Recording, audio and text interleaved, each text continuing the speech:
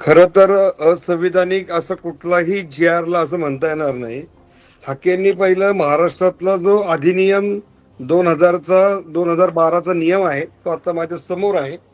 त्याच्यामध्ये कलम 3 मध्ये काय तरतूद आहे ती पहिल्यांदा वाचतो म्हणजे महाराष्ट्र क्लिअर होईल.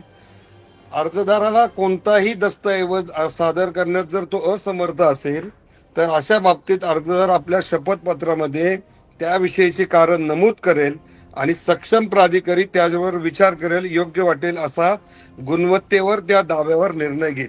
हे 2012 मध्ये महाराष्ट्र सरकारने सगळ्यांसाठी रूल्स केलेत. आता हा जी आर काल जो काढलेला आहे तो काय सांगतोय की या प्रतिज्ञापत्राच्या आधारे अनुषंगिक पुराव्याचे सक्षम प्राधिकारी स्थानिक चौकशी करून खातरजमा करेल आणि अर्जदार जो आहे तो वंशावळ गाव समिती आवश्यक ती चौकशी करेल. त्या चौकशीच्या आधारे सक्षम प्राधिकारी अर्जदारास कुणबी जातीचा दाखला देण्याबाबत निर्णय देतील. आता नीट समजून घ्या, हा जो जी आर आहे हा कॉसी ज्युडिशियल अथॉरिटीला केलेलं गाईडलाईन आहे.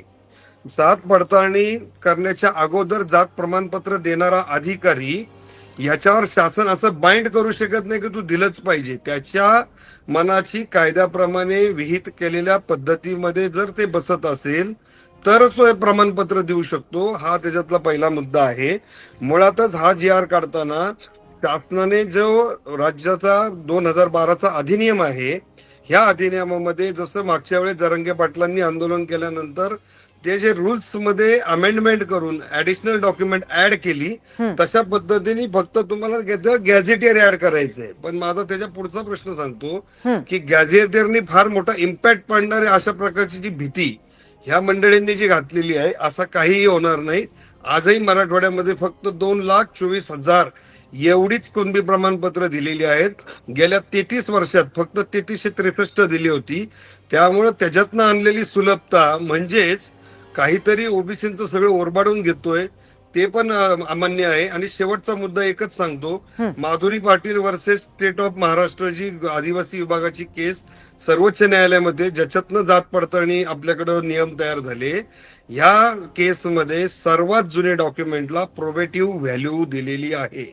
त्यामुळे ज्याच्यामध्ये खरोखर जातीची नोंद आहे आणि त्याची वंशावळ जुळत असेल त्यांनाच ह्या योजनेचा फायदा होऊ शकतो. नुसता गॅझेटियर मध्ये मधून नोंद आहे तर ती सामूहिक नोंद असल्यामुळं, त्याच्यामध्ये फक्त क्वांटिटी असल्यामुळं त्याचा जो इम्पॅक्ट होऊन फार मोठं काहीतरी होणार आहे अशा प्रकारचं चित्र हे ओबीसी नेते रंगवत आहेत.